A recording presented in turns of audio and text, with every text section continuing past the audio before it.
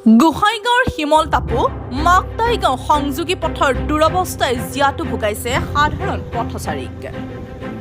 বিটিআৰৰ গোহাইগাঁও মহকুমাৰ অসম-বংগ সীমান্তস্থিত শিমলতাপু মাকতাইগাঁও সংযোগী পথৰ দুৰৱস্থাই উদঙাইছে লোক নিৰ্মাণ বিভাগৰ ফুফুলা স্বৰূপ। সীমান্তৱৰ্তী অঞ্চলবাসীৰ ৰাইজৰ বাবে অতি গুৰুত্বপূৰ্ণ পথ হিচাপে বিবেচিত শিমলতাপু মাকতাইগাঁও সংযোগী পথটো দীৰ্ঘদিন ধৰি মেৰামতিৰ অভাৱত প্ৰকাণ্ড পুখুৰী সদৃশ গাঁতৰ সৃষ্টি হৈছে।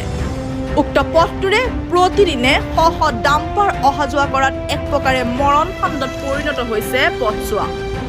গোহাইগাঁৱৰ ৩১ নং ৰাষ্ট্ৰীয় ঘাইপথ সংযোগী পথছোৱাৰে প্ৰতিদিনে শিমলতাপু পিজিআৰ, গকুলকাটা, খুকচাগুৰি, মাকতাইগাঁও, বাজুগাঁৱকে আদি কৰি একুৰিৰো অধিক গাঁৱলৈ যাতায়াত কৰা একমাত্ৰ পথ হোৱা স্বত্তেও বিভাগীয় কৰ্তৃপক্ষৰ চৰম গুৰুত্বহীনতাত জমৰ যাতনা ভুগিছে সৰ্বসাধাৰণ ৰাইজে।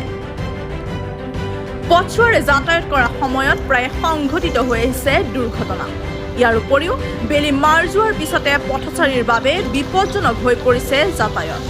উপায়ন্তৰ হৈ বিপদসংকুলভাৱে বৃহত্তৰ অঞ্চলটোৰ ৰাইজ তথা বিদ্যালয়ৰ ছাত্ৰ-ছাত্ৰীসকলৰ লগতে ৰোগীসকলে চিকিৎসালয়লৈ অহা যোৱা কৰাত চৰম দুৰ্ভোগ ভুগিছে যদিও লোক নিৰ্মাণ বিভাগৰ কাণসাৰ নাই।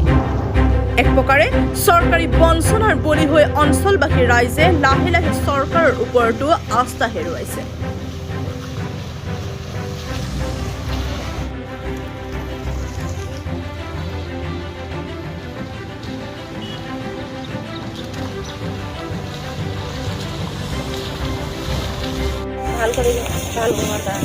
জল জমি আছে, পানী জমি আছে, রাস্তার মহিলার একদম অবস্থা শেষ হয়ে যাব।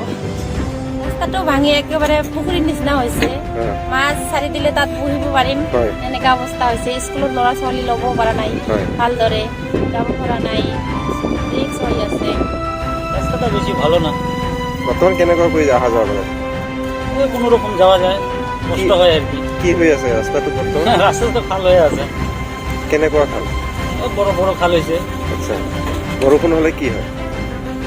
বিরাট অসুবিধা হয়, পানি জমে, গাড়ি নিয়ে যাওয়া আসা করার অসুবিধা হয়।